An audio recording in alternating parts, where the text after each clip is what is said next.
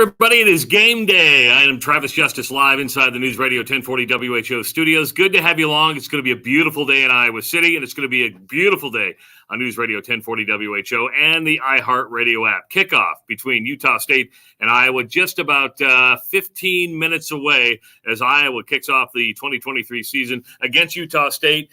And there's going to be a lot of eyes on this Iowa offense, right? I mean, last year, over and over and over again, Ross Peterson and myself would do the Jethro's barbecue sound-off and talk about just how pathetic the Iowa offense was. Well, Cade McNamara, who's been dealing with injuries all preseason camp, is expected to start for the Hawkeyes today. It will be his first time under center after transferring from Michigan. He sat out all of last year for the Wolverines. The year before, he took Michigan to the national championship, college football playoff, rather.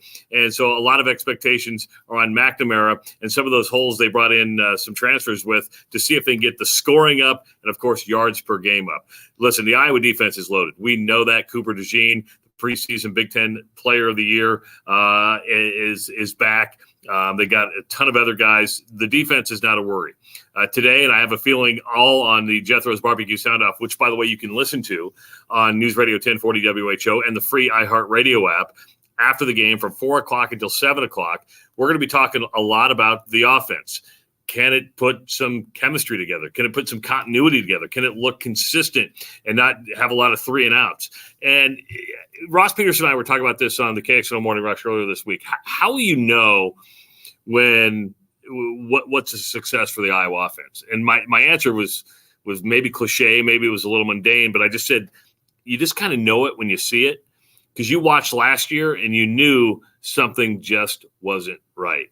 I mean, there just wasn't. There would be 3-and-outs. There would be no momentum. Stalls would drive. It was just pathetic looking. And now with McNamara under center, there are big expectations. And with the numbers he brings from Michigan, where he completed over 63% of his passes, people have high expectations. You throw in those high expectations with a manageable schedule, and Iowa is right near the top, right with Wisconsin, to get to the Big Ten championship in Indianapolis. But a lot has to happen. It'll be interesting today. Iowa's a 23.5-point favorite. That's on the Betfred Sportsbook app, and the over-under at 43.5. The interesting part about the over-under was that it's dropped since Thursday. Actually, it dropped since Tuesday. Tuesday it was sitting at 45. And about 7:30, 8 o'clock in the morning on Tuesday, that number really started to drop, and it dropped to 43, 42 in some books.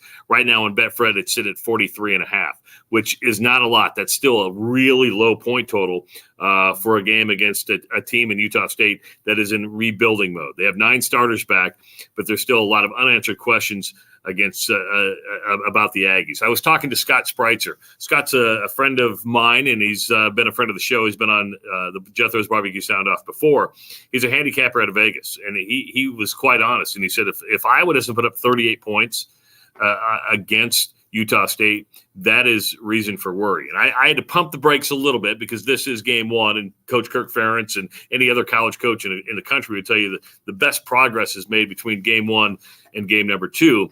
But his point was valid, is that Iowa needs to score points, should score points against Utah State. So that 43.5 was a little bit alarming. So you're probably looking at a 35-7, 35-10 game, which I think most Iowa fans would be happy with, but all eyes will be on McNamara, and for good reason, right? I mean, he has high expectations, but also with that injury situation. The injury bug is going to be one that you have to really pay attention to, and how much does he get playing time today? I think the interesting part about the playing time is last year with Spencer Petras, it was nobody else played. You never got anybody else into the game until the end of the season when Joey Labus got in and started the bowl game.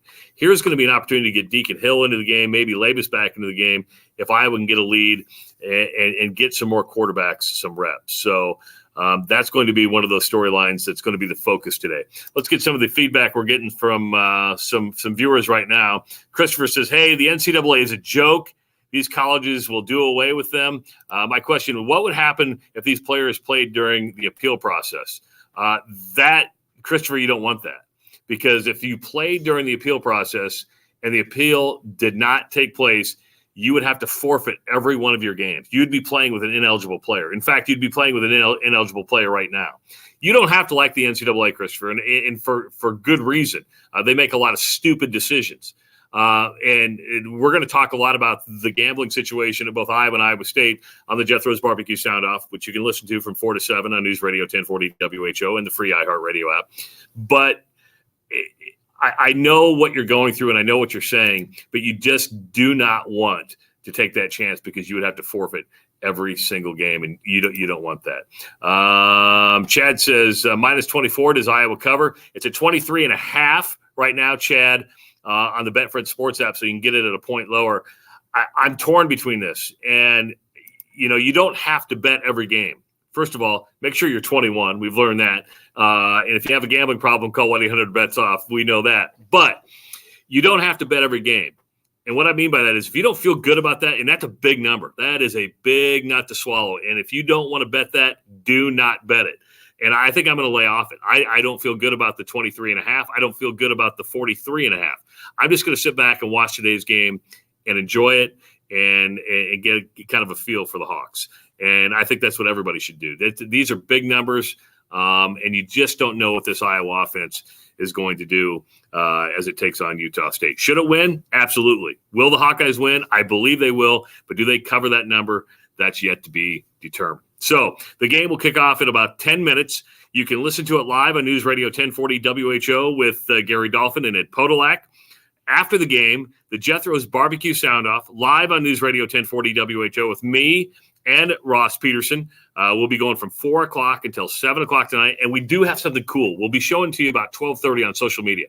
So make sure to follow WHO on Facebook, on Instagram, on TikTok, all that stuff. But the new Soundoff sandwich from Jethro's is going to be in the studio, and it is mouth-watering, and it looks really, really good. And that's going to get here about 12:30 for lunch, and we'll share those pictures with everybody. So follow everything on social media, and you'll be able to see it. So there you go. Again, the Jethro's Barbecue Soundoff after the game, 4 to 7 on NewsRadio 1040 WHO and the free iHeart Radio app with me, Travis Justice, and Ross Peterson. Enjoy the game and go